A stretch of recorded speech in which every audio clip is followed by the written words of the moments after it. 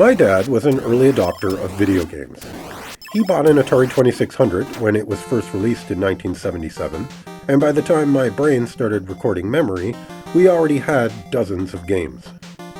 In fact, some of my earliest, fuzziest memories are of sitting on the living room floor with my dad, watching the curious shapes move around the TV screen as he played Atari. To me, the Atari was as much a permanent fixture in our living room as the television set itself. It wasn't something that was suddenly purchased, it was something that had always been.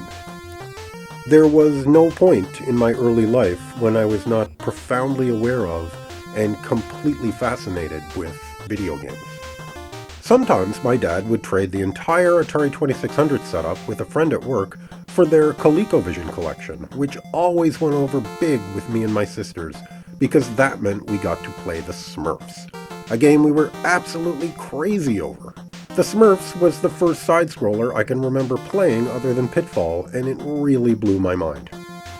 As my childhood and the 1980s rolled on, so did the impact of home and arcade video games in North America. While in grade 1, my school got a few dozen Commodore 64s, and although we were supposed to be playing educational software, my friends and I were soon learning how great these computers were for playing video games. An Atari joystick became a regular item to pack in your school bag, as they could be used with the C64 to play games like BC's Quest for Tires and Rambo. Apparently, there was a crash in the video game market in the early 80s. Too many greedy companies flooding the market with trash games, devaluing the entire industry and causing retailers to stop selling games entirely. All I can say is that from the perspective of a kid at the time, there was no video game crash. Video games just kept coming. Arcades got bigger and better. And the Atari systems and home computers kept us with a constant supply of awesome games right up to the arrival of the 8-bit consoles. Let me paint a little picture for you of my neighborhood right around the time the Nintendo and the Sega Master System landed in Canada. I grew up in a remote fishing village on the east coast of Canada. All of my friends were the sons and daughters of lobster fishermen. My family were not lobster fishermen. My mom was a cook, and my dad was a steel worker. In 1985, the price of lobster skyrocketed.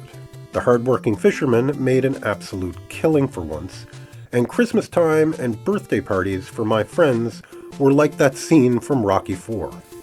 I'm not exaggerating. There were literally talking robots, every electronic toy, Simon, Speak and Spell, remote control cars, computers, and of course, Nintendo. These kids all had the NES set that came with Rob the Useless Robot, and often got every game available.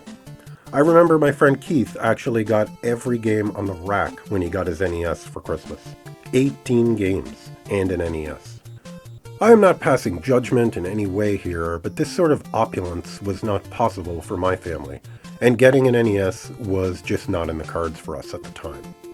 I enjoyed the 8-bit era through my friends for years before I would get my NES. I would also rent the console every other weekend with the money I earned from doing odd jobs for neighbors. I honestly think this type of limited access to something I loved so much actually made me appreciate it all that much more. Kids who got everything handed to them often take those things for granted and lose interest. I savored every moment I was allowed to play that NES I rented on those lucky weekends, and I would spend the weeks in between drawing the characters and bosses and levels and trying to mow enough lawns to be able to afford to rent one again. One of my fondest memories from growing up in the 1980s was movie rental stores.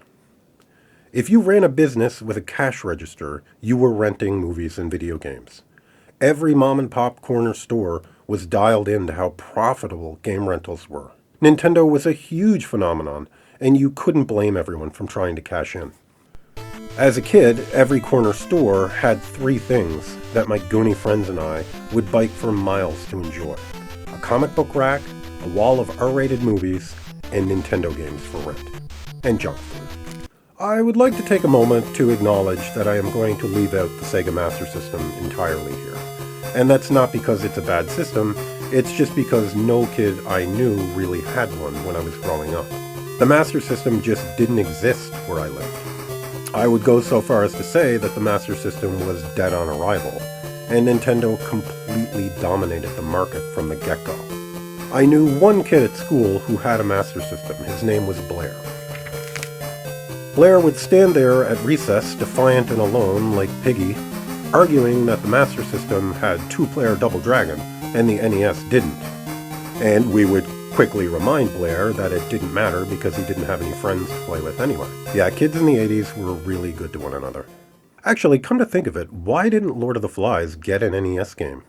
I can totally see the minigame where you're trying to drop a huge rock on Piggy's head. LJN missed the boat on that one.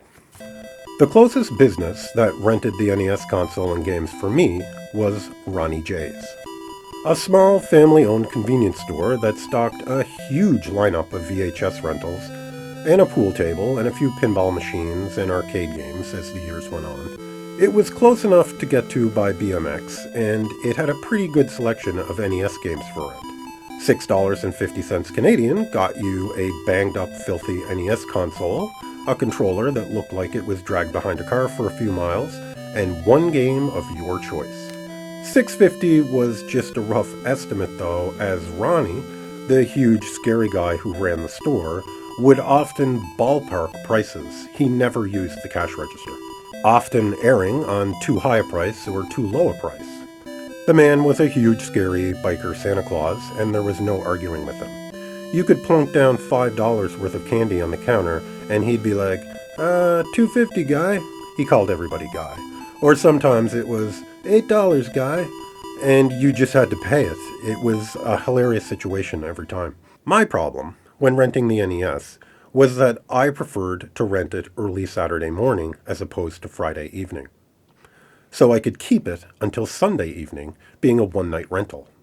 Unfortunately for me, this meant that all of the good games were usually gone, having been rented on Friday night, and I was left with the glorious leftovers. Top-tier games like Mega Man 2, Metal Gear, Castlevania, Blaster Master, Batman were always rented by the time I got there on Saturday morning. The NES games were kept in a cardboard box behind the counter, and my heart would sink every time Ronnie would slam it down when I arrived. Here you go, guy, not much left. The usual suspects I had to choose from were as follows: Clu Clu Land, Hogan's Alley, Rambo, Platoon, Mighty Bomb Jack, Milon's Secret Castle, RC Pro-Am, Balloon Fight, and Jackal. Sometimes I'd get lucky and there'd be an in-betweener game, a game that wasn't a huge hit but didn't quite suck either, like Wizards and Warriors, Karnov, Rygar, or Kid Nicky, but that was rare. My go-tos were Rambo and RC Pro-Am.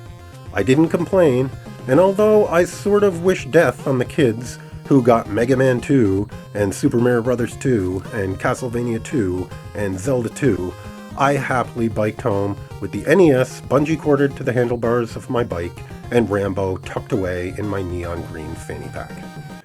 The NES I rented had to be hooked up to the TV in the living room, and the general household rule was if the sun was shining, you were outside playing. So I had to wait for the coveted time slot of directly following supper and before my dad would start watching R-rated movies in the evening. I'd be deep in a game around 8:30 when my dad would walk in the room clapping his hands, shouting, "All right, save your game, write down your password. It's time for Death Wish 3. Can we watch it? No, get to bed." I got a small black and white TV set as a hand-me-down from a relative in the late 80s, and from that point on, I would play most of my NES rentals on that.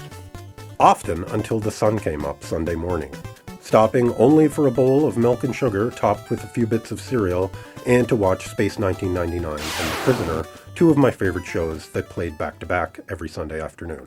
Sometimes I would be lucky enough to have a game on loan from one of my spoiled friends like Zelda or Faxanadu, but for the better part of the NES era, it was just me on my BMX, rain or shine, a pocket full of loonies from mowing lawns, and the incredible leftovers waiting for me in a worn-out cardboard box at Ronnie J's.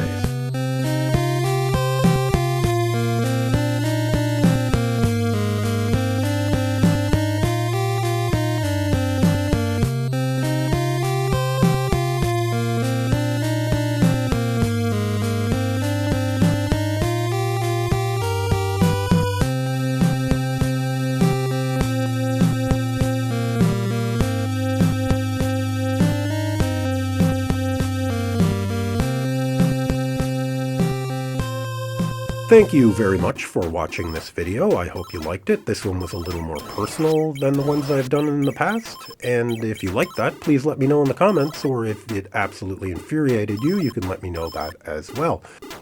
If you aren't already subscribed, consider subscribing. I'm not going anywhere and I'm going to make lots more videos. If you liked the video, give it a like. If you disliked it, give it a dislike. Every time you do, I scrub my face and hands with boiling hot water and soap until they bleed. Stay safe and stay happy.